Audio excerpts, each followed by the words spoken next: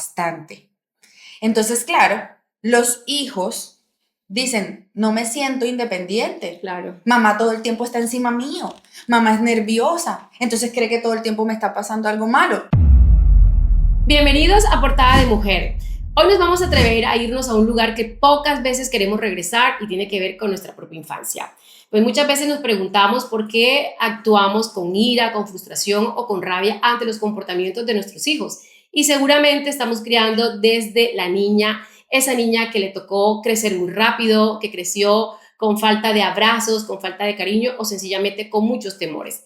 Para hablar de este tema, hoy nos acompaña la doctora María Paz Meneses y con ella vamos a dar esas pautas súper importantes de cómo romper esos patrones de nuestra infancia para no replicarlos en la crianza de nuestros hijos. Así que bienvenidos. Y para hablar de cómo sanar esas heridas de nuestra infancia, nos acompaña nuestra invitada especial de hoy, una psicóloga espectacular. Ella es María Paz Meneses. María Paz, gracias por aceptar la invitación de Portada de Mujer. Bienvenida. No, muchísimas gracias a ti, Edu, por la invitación. Yo soy la más feliz de estar aquí con todos ustedes para compartir de esto porque es un tema que trato a diario y que de hecho he venido realizando durante este mayo justamente este trabajo con estas mujeres. Entonces soy la más feliz de estar aquí. O sea, mayo lo que va corrido de este mes trabajándole duro a ese tema. Sí, realmente es algo constante, ¿sabes? Algo constante en mis amigas, algo constante en mis pacientes mujeres, en las que quieren ser madres, incluso conmigo misma. Entonces, sí. Bueno, vamos a empezar con esta pregunta que yo inclusive me cuestionaba como mamá que soy y decía, podemos decir que cuando tenemos un hijo, pueda que se disparen en nosotras algunas frustraciones que traemos de niña. Sí, lo que pasa es que nosotros tenemos memoria emocional y esto es súper importante. Te voy a poner un ejemplo con algo alternativo, el duelo. Okay. Vamos a asumir que de pronto tú o yo acabamos de vivir el duelo de nuestra abuelita, que ya falleció, ¿cierto? Y abuela vivía con nosotros. Muchísimo tiempo compartió parte de mi infancia, compartió momentos especiales. A la abuela no estar, ¿cierto? Y aunque pasen los años, de pronto ya yo crecí, ya abuela no está, pero hay partes de la casa en donde yo todavía vivo o cuando voy de visita donde mi mamá, hay una foto, una situación en el almuerzo que vivimos todos juntos y se activa mi memoria. Pero la memoria no se activa sola. La memoria se activa con emociones. Cuando nosotros en psicología hablamos de sanar, hablamos de tener el mismo recuerdo, pero con una emoción diferente. Okay. Entonces yo puedo transformar, no el recuerdo, porque yo no puedo cambiar lo que pasó, pero sí puedo transformar cómo se siente. Entonces, claro, cuando el duelo está reciente, cuando mi abuela tiene 1 o 2 mesecitos de haber fallecido, días, semanas, las 9 noches, todos estamos emocionalmente muy activos, vulnerables, tristes, hay una ausencia, ahora mi cerebro se tiene que acostumbrar a la ausencia. Entonces mis emociones están ahí a flor de piel. Va pasando el tiempo y esa herida queda ahí y aunque pasen los años, un estímulo me puede activar el recuerdo y como ese recuerdo se almacenó con tristeza, con dolor, con frustración, con angustia, con miedo, entonces cuando yo recuerdo la misma escena o tengo lo que uno dice déjà vu, yo vuelvo a sentir la misma emoción. Claro. Ese ejemplo me sirve para lo que sucede con las madres cuando son madres y traen experiencias tempranas que muy probablemente no tienen necesidades emocionales que tuvieron que haber sido resueltas en la infancia. Por eso es tan importante los divorcios, las separaciones, cómo se da, cómo se lleva el proceso, porque hay que cuidar mucho es la emoción que yo le voy a transmitir a mis hijos. No tiene nada de malo que estas situaciones aparezcan, son situaciones cotidianas. Sí. Pero hay que tener mucha cautela en cómo se llevan, justamente por eso. Y si yo omito mi herida, la omito, no quiero hablar de eso. Es un lugar a donde no quiero ir, claro, porque duele. Yo lo voy a recordar con dolor, entonces no quiero ir ahí. Por eso me encanta que al inicio hayas dicho eso. Es un lugar a donde no vamos. Claro, sobre todo cuando hemos crecido con falta de amor, que nos hizo falta un abrazo, porque de pronto tuvimos papás que estuvieron presentes pero que no fueron amorosos. Sí, poco Eso también nos afectivos. marca, exacto, poco afectivo. Crecemos con esa carencia de afecto y, doctora, pueden pasar dos cosas. O lo replicamos en nuestros hijos o crecemos conscientes diciendo, yo crecí con esa falta de afecto, pero no le va a pasar a mis hijos. Sí, Esas dos exacto. cosas pueden pasar. Sí, sí, sí. No es un determinante que, por ejemplo, creciste con un padre cero afectivo, nunca un abrazo, nunca un beso, nunca un te amo, nunca un choquela. Felicitaciones. Y ya significa que entonces tú también vas a ser una persona seca y poco afectiva. No, no, porque en efecto esa es la belleza de nuestro cerebro, de nuestra inteligencia y de nuestro pensamiento que no tienen los animales. Yo puedo ser capaz de cambiar y tomar otro rumbo de mi historia, pero me tengo que hacer consciente de eso, Claro. ¿sí? El pasado y conocerlo para yo comprenderlo, debo ir ahí, entenderlo. No justifica mis acciones, simplemente me hace ser compasiva conmigo misma, ¿sí? Me hace mirar hacia atrás con amor y con bondad. No voy a ir ahí para juzgarlo, voy a ir ahí solo para entenderlo, para conocer mi historia, empoderarme y adueñarme de esa historia y decidir qué voy a hacer con esto de aquí en adelante. O voy a repetir el patrón, o entonces me hago cargo de eso que dolió en su momento y ahora le voy a dar un rumbo diferente. Claro. ¿No? Yo creo que cuando generamos como ese nivel de conciencia, doctora, lo hacemos no solo pensando en el bienestar de nuestros hijos, sino también en sanar esa mamá que viene con unas carencias de niña. Pero se requiere obviamente un nivel de conciencia. Exactamente. ¿Cómo trabajamos ese nivel de conciencia? Exactamente. Mira, Freud nos hablaba de 3 niveles de conciencia. Esto es algo que lo explico muchísimo. Tú y yo ahorita estamos bajo el yo o bajo el consciente. Somos conscientes de nuestra postura, ¿sí? Por ejemplo, de pronto si estuviéramos desayunando relajadas, estuviéramos en la sala y no sé, tomándonos el chocolate, somos inconscientes de este acto porque es una habilidad. Sí. Pero yo en este momento soy consciente de mi postura, de lo que estoy diciendo, de la imagen que quiero transmitir. Ese es un nivel de conciencia, el que siempre tenemos activado, el que siempre estamos vigilantes. Hay algo que hago inconscientemente. Entonces, por ejemplo, el tip en la pierna, eso se hace de forma inconsciente, ese es otro nivel emocional. Y el subconsciente es, por ejemplo, vamos a asumir, tengo deseos ahorita mismo de algo, de tomar agua, de pararme al baño. Hay un deseo, sí, pero realmente se relaciona mucho más con la parte moral, que está bien o que está mal. Te voy a dar un ejemplo con el subconsciente más allá. Entonces, yo soy casada y me gusta otra persona, o la vi físicamente y digo, pero claro, moralmente no está tan bien, pero es un deseo. Está por ahí atrás, pero está. Esos niveles de conciencia, yo los tengo constantemente y trabajan entre ellos constantemente. Por eso, el psicoanálisis nos ayuda a hacer este tipo de introspección e ir hasta allá y adquirir esa conciencia emocional. Yo evito mis recuerdos porque los recuerdos están cargados de emociones. Entonces, me da miedo tocar esas heridas. Justamente hace muy poco me decía una amiga que está en duelo de su padre fallecido. Me decía, no he sido capaz de ir a terapia, no he podido hablarlo, me duele. Claro, porque es como tú sabes que aquí está la herida, ir a curártela duele. Claro, volver a tocarla. Exacto. Y resulta que no existe otro camino para adquirir esa conciencia emocional que no sea tocarla, curarla. Y va a doler. Así es. Bueno, doctora, cuando usted recibió el kit de invitación de Portada de Mujer, ¿qué encontró?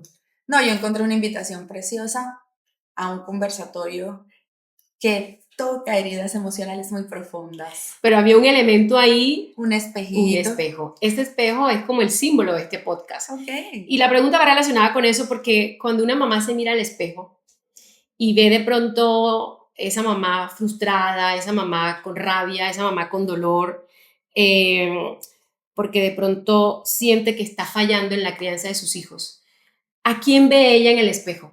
¿A esa mamá o realmente a su niña interior? A ambas. Porque eso pasa de forma inconsciente. No es que yo esté todo el tiempo pensando en que mi niña está herida o esa parte de mí está herida. Si lo tengo muy presente puede causar mucho malestar. Ella está viendo a ambas porque ha construido la identidad de la mamá bajo esos términos. Está viendo a ambas, ¿sí? Y normalmente se juzga mucho. Pasa algo muy importante. Nosotras las mujeres hemos crecido. Esto es algo social de nuestro entorno. Te lo voy a poner con algo que todo el mundo se ve. Ujú. Ahora falta que Durley no se lo haya visto. Bridgerton. Ah, sí. Bueno, atiné. Resulta que mira la posición de las mujeres en esa Sí. serie, ¿cierto? Creo que son 200, 300 años atrás. Y la función de nosotras socialmente era esa, crecer, casarnos Tener hijos. y tener hijos. Biológicamente nosotros funcionamos para reproducirnos, eso es cierto, ¿sí? Por eso cada 28 días nuestra menstruación viene a recordarnos que me quedé esperando aquí al espermatozoide y no hubo, y entonces se enoja conmigo y ¡chas! Cólico. Y emociones abajo y todo esto, ¿verdad? Entonces nosotras las mujeres por instinto también tenemos muchas emociones que son sobreprotectoras hacia el otro.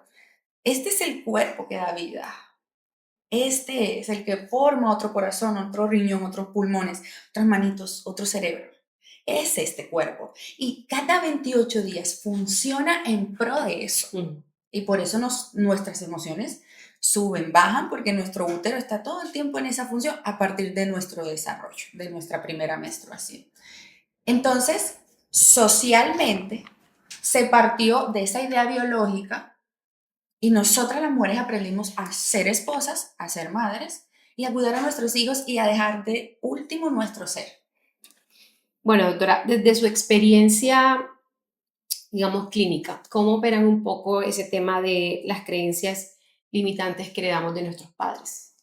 Miedo al abandono, al rechazo, excesiva culpa, invalidación emocional, son de los síntomas más frecuentes en las mujeres, en las madres, ¿sí? Este miedo eterno a estar sola.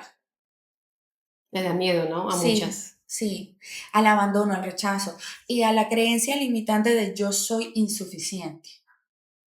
Por ejemplo, pasa con los padres que son muy exigentes. Entonces, nada de lo que haga la niña es suficiente.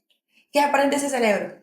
No importa lo que yo haga, o sea, falta más, falta más. Son estos cerebros sobreexigentes. Sí, estoy logrando cosas, pero me falta. Sí, estoy haciendo esto bien, pero me falta. Y aparece el síndrome del impostor y entonces no, porque tú no eres suficiente, entonces no eres suficiente como madre, no eres suficiente como mujer, no eres suficiente como profesional. Y viene de ahí, de haber exigido desde la infancia. Y podríamos decir que esos patrones de manera inconsciente son los que más se repiten en las mujeres en el momento de la crianza. Sí, se repiten un montón. Y de hecho, no solo desde nosotras las mujeres, realmente también los hombres sufren de esto. Pero es mucho más común, estadísticamente hablando, en nosotras las mujeres. Es una forma de arrastrar. Y claro, es algo transgeneracional. Claro. Que por eso tanto se habla de romper el círculo, porque entonces yo soy la que puede, que es lo que está haciendo esta generación. Rompiendo el círculo. Sí, entonces nos estamos haciendo conscientes de que porque sea algo que se ha transmitido de generación en generación no significa que sea lo correcto. Claro. Se ha normalizado un montón. De hecho, hoy en día lo que la psicología como ciencia ha avanzado y quiere es justamente que las pautas de crianza sean más respetuosas. No significa que vamos a dejar que los niños hagan lo que quieran, no significa una crianza permisiva, significa mayor acompañamiento emocional, ¿sí? No significa que no le pongas límites a tus hijos, significa que acompañes la emoción. Asumamos que los niños, tú te llevas a tu chiquito para el Guacarí, donde hay tanto estímulo para los niños. Sí. Entonces los helados, el cine, un juguete, ¿verdad? Entonces el niño siente rabia, ira, frustración y te empieza a armar el berrinche. Claro, ¿cómo manejamos ese berrinche? Claro, y tú eres mala, mami, porque tú no me quieres comprar el carrito y yo quiero ir al cine, ¿sí? Entonces, inconscientemente, el otro nivel de conciencia de la madre es también reflejarse y tampoco saber modular y regular su ira, porque qué vergüenza que tú me estés armando este fanfarrón delante de todo el mundo. Y entonces la madre también se exalta, el niño también se exalta, entonces son dos cerebros exaltados y ahí viene el caos. Pero lo ideal es acompañar la emoción.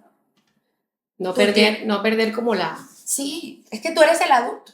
Nosotros somos los adultos. Yo puedo regularme, ¿sí? Y más si yo conozco de dónde viene que yo no me controle la ira, que yo me frustre muy rápido, que yo lo conozco, pero el chiquito apenas lo está aprendiendo.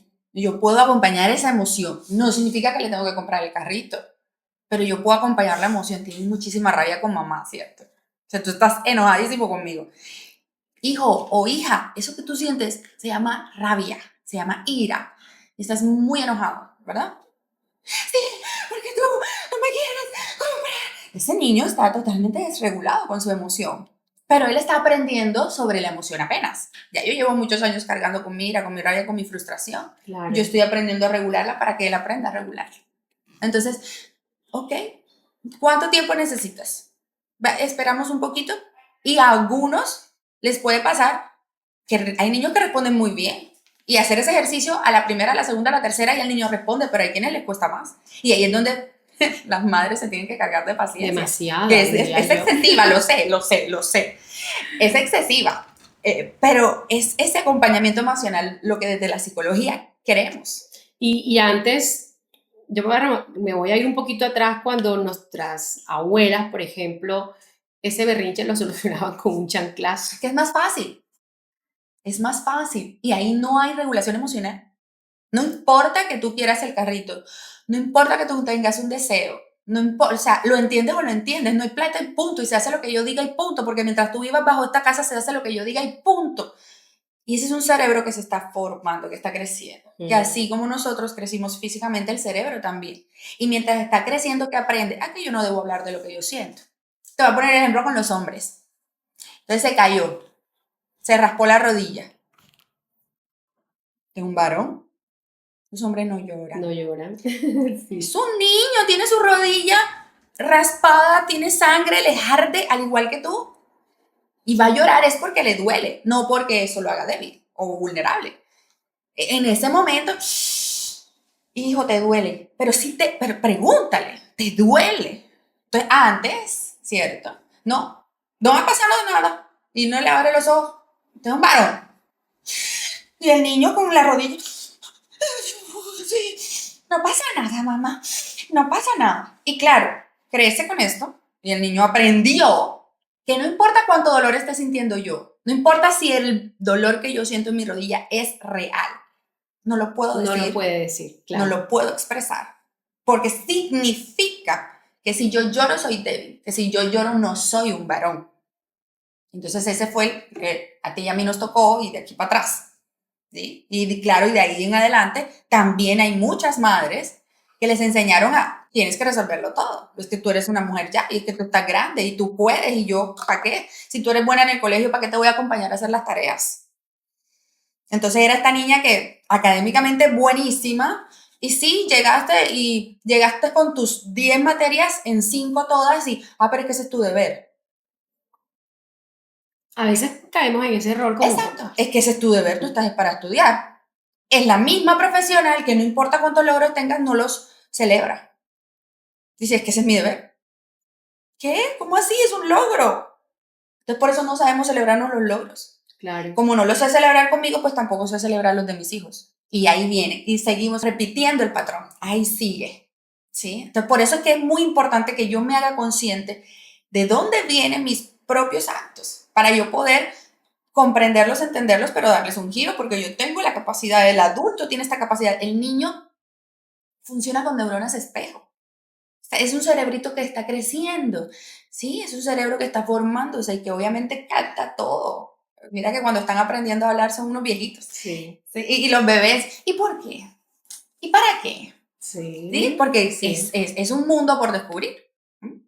¿Cómo se ve esa madre que cría desde la carencia emocional? Es decir, ¿esto cómo afecta la crianza de sus hijos? Te voy a poner un ejemplo muy común que ocurre y tengo con mis pacientes mujeres. Ansiedad. Este miedo constante de probabilidades de que todo salga mal. mi hijo salió, le va a pasar algo. Okay. Estás jugando, te puedes caer y te va a pasar algo y yo estoy alerta todo el tiempo de que te va a pasar algo. Tengo miedo de que algo malo te pase, pero es un miedo que ya no es adaptativo, sino que constantemente yo estoy alerta cuidándote. Y entonces avísame y por favor llámame. Y es todo el tiempo y mamá también es así. Entonces mamá también es súper ansiosa. Normalmente, ¿cómo se dice? Me lo dicen así, Doc, es que yo soy muy nerviosa. Mire, yo todo el tiempo estoy pendiente de las cosas porque yo todo el tiempo creo que algo malo va a pasar. Entonces, si él no me llama, si él no me escribe, y yo pregunto, ¿y tú con tu esposo también eres así? Sí, yo necesito que mi esposo me avise cuándo llegó, cuándo salió, si tomó agua, si no tomó agua, si comió, si no comió. Necesito un reporte constante de ambos, tanto de mis hijos como de mi esposo, de qué están haciendo, cuándo, qué hora, cómo, dónde. Porque yo tengo la necesidad emocional de saber que están bien, porque solo así me siento amada, solo así me siento comprendida. Entonces yo me siento amada sí y solo sí. Tú te me reportas cada 2 horas. Y entonces me da miedo tu independencia, me da miedo también que tú me abandones como hijo mío, me da miedo que te vayas de mi vida, te vayas a estudiar por fuera y entonces más nunca te acuerdes de mamá, porque yo te necesito presente para sentirme suficiente. ¿Eso es muy común? Bastante.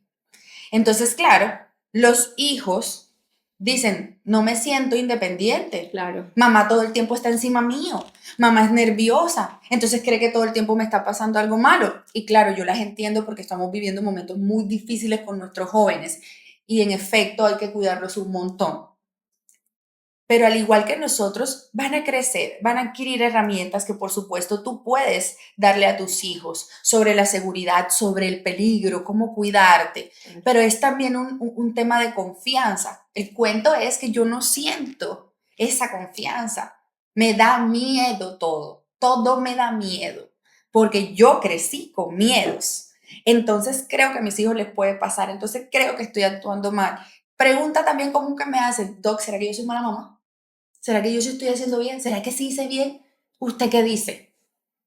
Entonces es lo que el otro diga que dice de mí, que eso es lo que realmente me valida. Claro. ¿Ya? Entonces así se pueden ver estas madres. Es un ejemplo súper común con estas mamitas que son ansiosas. Bueno, a veces decimos que no vamos a repetir muchas veces esas frases que escuchamos de infancia o que eran muy constantes de nuestros padres. Decimos, no, yo no voy a repetir esas frases, pero de manera inconsciente lo hacemos con nuestros hijos. ¿A qué se debe eso? Porque actúo desde el miedo. No quiero que te pase. Entonces te estoy protegiendo. Pero como todo en la vida, todo en exceso es malo. Ni muy, ni tan. Debe existir un balance. Debe haber un equilibrio para todo. ¿Sí? Entonces, claro, significa enfrentar mi miedo de soltarte, mi miedo de brindarte independencia. Entonces, desde ahí debo encontrar el equilibrio. No significa descuidarte. Claro. Y tampoco sobreprotegerte. Cuando hablamos de esa sobreprotección, de alguna manera es como querer compensar un poco esos vacíos que como madre tenemos, obviamente de nuestra infancia. Yo alguna vez escuché decir que cuando uno sobreprotege a los hijos es una forma de violencia. ¿Se puede decir así o es muy radical la...? Sí, es demasiado radical. Sí. Demasiado radical. Digamos que en psicología todo depende. Yo nunca puedo dar una verdad absoluta, porque nosotros los seres humanos vivimos en una constante evolución y la psicología como ciencia avanza un montón y cada ser humano tiene una historia única que contar. Sabemos muchas cosas a ciencia cierta y de forma muy general, pero es muy radical decirlo. Pero igual la sobreprotección le hace daño a ese niño. Sí, exacto, a ese punto sí iba. Llamar la violencia cuando la intención obviamente no es violentar, sí puede ser muy radical. Es una forma de violencia porque ha sido considerada una forma de violencia porque puede llegar al abuso de confianza, ¿sí? Al abuso de la intimidad de los hijos. Y como seres humanos, de hecho, es una queja del adolescente, ¿no? Ya de por sí la adolescencia es una etapa bien dramática, entonces dramática. es bastante dramática. Entonces, y claro, ellos llegan allá a la consulta, no, pero es que mi mamá a mí no me respeta para nada, ¿yo para qué voy a hablar con mi mamá si es que mi mamá a mí no me entiende? ¿Sí? Todos lo dicen, mi mamá a mí no me entiende, mi mamá a mí no me escucha, mi mamá a mí no me comprende, entonces todo el tiempo me está cuidando y ella es como si no confiara en lo que está criando, ella me ha enseñado cosas buenas, pero ella cree que yo no las puedo poner en práctica, ¿ves? Es una mamá actuando desde el miedo, miedo a, ¿sí? Pero nosotros aprendemos en la práctica, ¿sí? En la arena. Yo tengo que poner a prueba mi frustración, mi aburrimiento. Dejen que los niños se aburran. El aburrimiento es una emoción que activa el pensamiento creativo. Pero los niños de ahora pasan muy aburridos. Todo el tiempo escucha uno a los muchachos, estoy aburrido, estoy Es que aburrido. ya no juegan. Exacto. Ya no juegan. Entonces es más fácil entregarles la pantalla. Pero la generación de nosotros es una cosa espectacular. Sí. El fusilado, el escondido americano que era prohibido. Pero entonces, claro, ese aburrimiento, ¿cómo lo experimentamos nosotros? Por ejemplo, un domingo en la casa estoy aburrida. Entonces la cama la tienes así vertical y de pronto la pasas horizontal. Porque el aburrimiento te activa el pensamiento creativo. Entonces hay que permitir que los niños se aburran para que exploren. Y claro, yo debo brindarles herramientas, pintura, colores, juegos. Existen los juegos de mesa y yo todavía puedo ir a Dollar City y comprar, por ejemplo, un juego de Twister y me pongo a jugar con mis hijos y activo, ve, claro, lo que pasa es que este mundo digital es una lucha constante, ¿no? Pero el punto es que yo cuando reconozco en mí desde dónde estoy criando emocionalmente, le puedo dar otro rumbo que permita tener un mayor equilibrio en la crianza con mis hijos, no repetir los patrones porque inconscientemente voy a hacerlo, desde la protección, desde el miedo voy a terminar haciendo, mira, no quería y pasa. Yo no quería que esto le pasara a mi hija tal cual como yo lo viví y lo está viviendo. Claro. ¿Cómo hacemos de alguna manera o cómo trabajamos para lograr hacer esas paces con esa mamá que todo el tiempo se siente con culpa en la crianza de sus hijos porque no se siente, digamos, que está haciendo bien las cosas, pero porque se lo cree ella, no porque de pronto la gente se lo diga? O sea, ¿cómo ella logra hacer esas paces con ella misma? Hay que empezar a reconocer los logros reales. Esto es como una audiencia. Entonces yo soy la acusada. ¿Qué pruebas tengo de que soy mala madre? A veces basta con que miren a sus hijos. Entonces son niños educados, niños sensibles emocionalmente. Lo que pasa es que las madres cargan con demasiada culpa, demasiada presión, tanto social como interna. Viene de ambos lados, ¿sí? Entonces, las madres debemos ser, las mujeres debemos ser buenas madres, buenas esposas, buenas hijas, buenas hermanas, buenas amigas. Debo ser exitosa profesionalmente, debo tener y conocer la crianza respetuosa al 100%. Entonces, me lleno de tanta exigencia que me lleno de mucha expectativa y por ende es como un checklist interminable que yo empiezo a medirme desde ahí y como no lo estoy cumpliendo todo porque realmente es imposible, aparece la culpa. Entonces yo debo irme a la evidencia, como en una audiencia. Listo, abogado, ¿cuáles son las evidencias de que ella es mala madre? ¿Verdad? Sí, entonces tengo que ponerme a pensar en mis logros. Claro. Sí, realmente, bueno, mis hijos tienen salud, mis hijos tienen educación, e incluso puedo preguntarle con mis hijos, ¿saben? Con las parejas tenemos conversaciones incómodas, ¿por qué no tenerlo con nuestros hijos? Si es adolescente te lo va a evadir, porque qué pereza hablar con mamá de esto. Pero inténtalo, ¿sí? Hijo, ¿tú te sientes amado? ¿Tú sientes que mamá te ama? ¿Sí?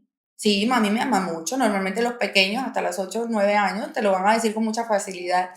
Y la demostración de afecto de tus hijos te va a demostrar. Esa es la evidencia real. Una cosa es lo que tu mente por allá está súper ansiosa pensando que es extremadamente catastrófico, ¿sí? Porque somos buenísimos para sabotearnos, especialmente las mujeres, ¿no? Estoy haciendo todo mal, te estás esforzando en hacer todo bien, pero parece que nunca es suficiente. Esa también es una de las creencias limitantes.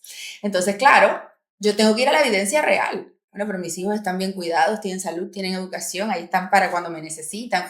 Y ojo, mamás, tú no necesitas sacrificarte al 200% para que tu hijo esté bien.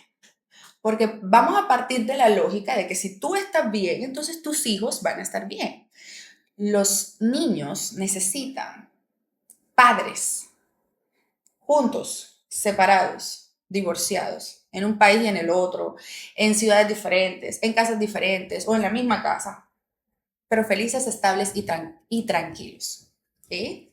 Eso es lo que necesitan los niños. No necesitan que tú seas perfecto porque esa perfección no existe. En los niños es más simple. El amor. Mira que tú lo Claro. decías al inicio, el abrazo, el besito, cómo te fue en el colegio y que ven, vamos a almorzar juntos y cómo te sentiste. Pregúntale a tus hijos cómo se sienten. Ay, no, mami, me dio muchísima rabia que la profesora me la tiene montada. Pero ¿y tú por qué crees que te la tiene montada? Que es que cada vez que ella hace eso, me siento y ahí le estás prestando atención a las emociones de tus hijos. Y desde ahí puedes conectar de un vínculo afectivo muy lindo, sin sobreexigencias, sin ser la madre perfecta, solo una que acompaña emocionalmente, incluso porque tú sabes que a ti te dolió chiquitica, que no te preguntaran o que simplemente tú llegaras con la banderita porque izaste la bandera y llegaste toda contenta con tu lonchera a casa y dijiste, mami, mira, y ibas emocionada, feliz, y lo único que querías era un, te felicito, mi amor, estoy muy orgullosa de ti, y no lo hicieron. No lo consiguió. Entonces tú sí puedes hacerlo. Tú sí puedes detenerte en tu afán del trabajo un momentito antes de subirte al carro y detenerte y decirle eso a tu hijo, para que veas que eso va a conectar contigo desde un vínculo afectivo muchísimo más grande y muchísimo más significativo a nivel mental. ¿Cómo empezamos a dar esos primeros pasos prácticos para que esa mujer empiece a abrazar y a sanar a esa niña que viene con, obviamente, con heridas? Vamos a partir siempre de una introspección. Yo sé que duele mucho ir allá. Si traemos una infancia que pudo haber tenido ausencias emocionales, de pronto no. A veces adquirimos las heridas después. Eso también puede pasar. Pero hay que primero ir ahí. Bueno, doctora María Paz, todo lo que hemos conversado obviamente ha estado dirigido pues como ese rol de mamá, ¿verdad? Ya sea una mamita soltera, ya sea una mamita que viva con su esposo, con su pareja, pero ¿dónde queda papá o el rol de papá en todo lo que hemos conversado? Te voy a hablar como hija de papi que soy. Fíjate que yo tengo mucha fianza, es con mi papá. Él y yo somos confidentes, somos mejores amigos, somos roomies. Y yo me acuerdo, recuerdo perfectamente a mi papá poniéndome límites, regañándome, diciéndome lo bueno y lo malo, pero yo lo recuerdo acompañándome emocionalmente. Un ejemplo, recuerdo que una vez me porté súper mal, tenía un novio, que él se lo conté, imagínate, era tanta la confianza que yo le dije, tengo un novio. Y a él este novio no le gustó. Y me lo prohibió. Y no tienes novio y no, ese no. María Paz, no. Me regañaba, pero después entraba al cuarto. Todavía estás llorando. Si tú supieras lo que a mí me duele verte llorar, Sí. no le daba miedo decírmelo. Entonces yo sé que a él le duele verme sufrir. Para mí no había entendimiento en por qué me lo estás prohibiendo. Yo le reclamaba como buena adolescente dramática, es que tú no me quieres ver feliz. Yo se lo reclamaba. Y él se echaba a reír. Y me decía, ay, María Paz, yo soy hombre. Mira, si ese pelado te quisiera, no te hiciera tin, tin, tin. Y claro, pero ya te dije que no. Él nunca me quitó los límites, nunca, nunca. Al contrario.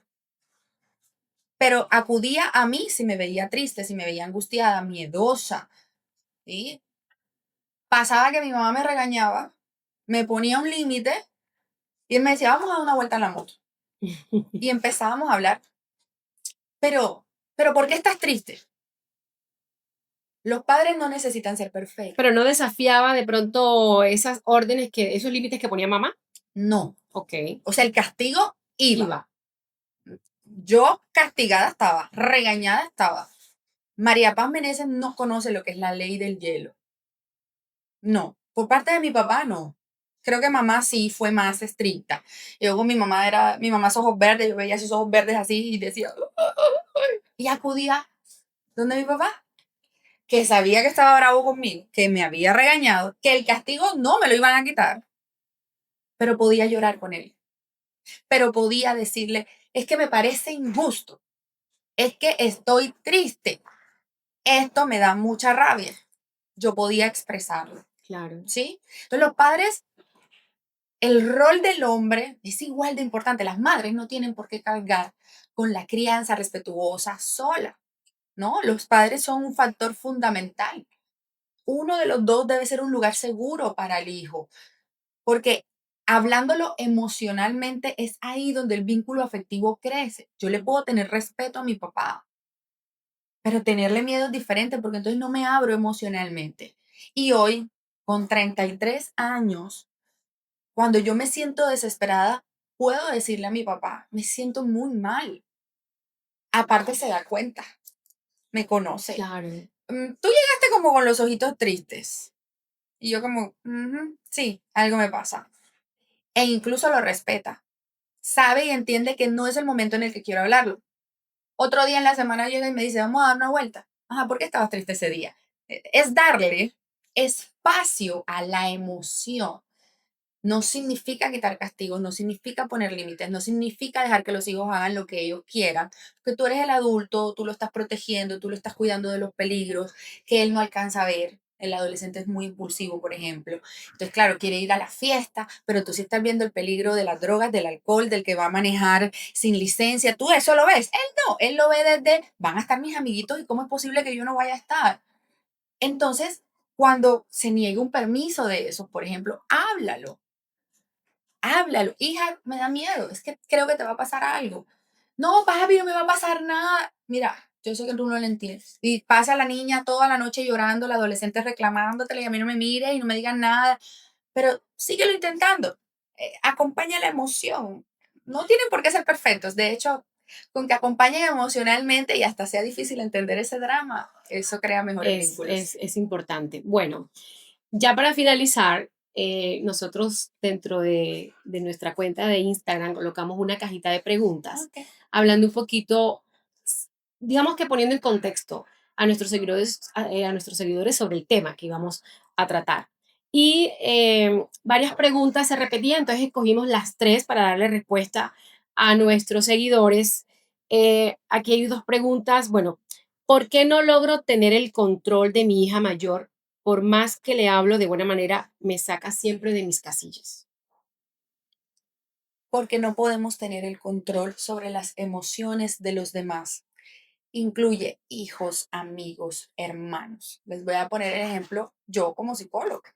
Yo no puedo controlar las decisiones de mis pacientes. Son vidas independientes.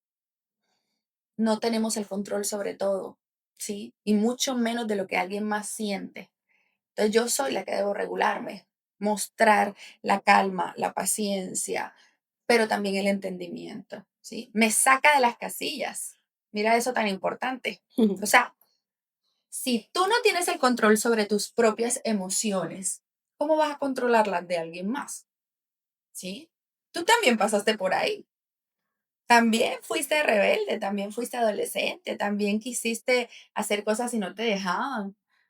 Pero te vas a encontrar entonces con una madre que tampoco sabe regular su ira y su frustración. Y esto pasa es porque a veces no se ve a la hija, sino a la misma niña de ella que no supo tampoco cómo enfrentar esto, entonces se acumula toda esta ira, esta frustración, se vuelve caos. Entonces me saca de las casillas. Recuerden, tú eres la adulta. Tú puedes respirar y entender que es tu hija, está en una etapa menor que tú, no toma las decisiones como tú, no ve los conflictos como tú. Tú eres gracias a tus experiencias. A ella todavía le hace falta vivir un montón de cosas. Entonces, de esa paciencia que ya yo sé que tienen, trabajarla más, mucho más, Respirar muy profundo. demasiado, sí, porque fácilmente y costeñamente hablando, para pelear se necesitan dos. Así Cuando es. tú no te encuentras del otro lado con alguien que esté así, con las armas arriba, tú te desarmas. O sea, tú quieres pelear y el otro no. Y pasa mucho con los esposos. Mire, doctora, yo la dejo que hable, yo no le paro bola. Y está la mujer acá que quiere pelear, y el hombre, el esposo, como que va a pelear sola porque yo no. Y se acaba la pelea. Ganó la mujer ahí. Sí, sí, sí, sí, sí, pasa mucho. Bueno, segunda pregunta que nos dejaron en la cajita. Cuando castigo a mis hijos, me siento culpable. ¿Por qué? ahí aparece la culpa excesiva de que estoy haciendo mal, porque al ver a mis hijos sufrir, creo que inmediatamente estoy haciendo daño. Entonces, mi responsabilidad es comprender que el castigo que le estás dejando produce en ellos emociones desagradables. Si tú le dices que no va para la fiesta, ¿cómo se va a sentir? Mal. Entonces se siente frustrado, impotente, angustiado, rabioso contigo. Y cuando él te expresa todo eso, tú dices, es mi culpa, porque yo lo ocasioné, ¿sí? Pero ahí estamos dejando de razonar. Tú lo estás protegiendo, estás poniendo límites. Entonces el adolescente también suele ser cruel, ¿sí? O los chiquitos suelen, tú no me quieres, mamá maluca. O es que tú no me quieres ver feliz. Entran como en ese proceso de manipulación, ¿no? Exacto. Y recuerda que eso te lo están diciendo desde la emoción, ¿sí? Ellos saben que tú los quieres, que tú los amas. Los hijos tuyos lo saben. Y se los digo porque los adolescentes me lo confiesan en la consulta. ¿Sí? Yo se lo pregunto y dice, mi mamá es lo mejor que hay en la vida. Medio regañona, pero yo la amo. Mi mamá es mi héroe. Y no se lo dicen. Ellos lo saben. Entonces, entender, los padres entender que los hijos también actúan desde la emoción, es también calmar tu culpa. Claro. Sí, también regularte tú y bajarle a las expectativas de que tu hijo nunca va a tener quejas de ti. Eso es irreal, va a tener quejas de ti, vas a ser lo peor del mundo. Ahí si ellos quieren vivir la vida y tú no lo estás dejando. Eso es como cuando nos enojamos con el jefe de uno porque no me dio el permiso para ir a tal lado. Entonces, Eso pasa, sí, ¿no? sí, exacto. Bueno, y la última pregunta que nos dejaron, ¿qué comportamientos o emociones pueden indicar que una persona aún carga con heridas de su infancia? La culpa excesiva, el miedo al abandono y al rechazo, la invalidación emocional. Ir hacia atrás y comprenderlo me permite redirigir el camino nuevamente. Y yo sé que estoy actuando así por esto. Entonces, ¿qué hago con esto que tengo hoy en día? Sí, ya yo sé que estoy actuando desde ahí, desde el miedo, porque a mí me pasó, porque no quiero que le pase. Entonces, puedo redirigirlo. Yo tengo que ser muy consciente y preguntarme a mí misma, ¿qué me sigue doliendo a mí todavía? Y validarlo, porque no es para juzgarlo. Claro. Y quiero aclarar algo muy importante. No es buscar culpable en tus padres, no. Los padres hacen lo mejor que pueden con lo que saben hacer, ¿sí? No hay un manual de perfección para la crianza. Influyen muchísimas cosas. No es buscar culpables, es comprender por qué, cómo, cuándo, dónde, y desde ese lugar que no juzga, darle una mejor dirección, porque ya sabes lo que duele y no repetir. Hay un tema que me encantaría poder hablarlo con nuestra invitada de hoy en otro podcast, que es el lenguaje del amor. Y tiene que ver, muchos de nuestros padres fueron criados y no conocen ese lenguaje del amor. Ujú. Y a veces como hijos nos toca a nosotros enseñarle a nuestros padres ese lenguaje. Pero eso yo pienso que es un tema que lo vamos a hablar en otro podcast. Sí, a todo. Así es. Bueno, hemos llegado al final de nuestro episodio del día de hoy. A la doctora María Paz merece muchísimas gracias por haber aceptado esta invitación. De verdad que es un tema que es muy largo, muy complejo, donde, digamos, no vamos a terminar de llegar como a una conclusión final, pero yo pienso que con todo lo que hemos conversado hoy, con todas esas, digamos, directrices, luces o tips, por llamarlo así, seguramente muchas mamitas se van a sentir identificadas y esperemos que esta conversación les sirva mucho a estas mamás. Hay algo que me encantaría agregar y es que debemos de buscar allá atrás, en el pasado, lo que el pasado no nos dio y empezar a construirlo aquí en el presente, porque yo me lo puedo dar. Entonces, me hizo falta un abrazo, pero yo puedo brindar un abrazo. Me hizo falta un te amo mucho, pero yo puedo brindarlo, ¿sí? Sí. Entonces, quizá entender que me hizo falta me hace querer brindarlo porque sé la importancia de lo que eso significa a nivel emocional y mental. Muchísimas gracias a nuestra invitada de hoy por haber compartido con nosotros en este espacio y sobre todo un tema que muy seguramente les va a servir a muchas de las mamás que nos siguen en Portada de Mujer. Si este episodio se identifica mucho contigo, con una persona que tú conoces, una mamá, una hermana, una amiga, por favor, compártelo con ellas. Recuerda suscribirte a nuestros canales de YouTube y Spotify y seguirnos en nuestras cuentas como @portadademujer.podcast. Muchísimas gracias por acompañarnos y recuerda que tu historia también merece portada.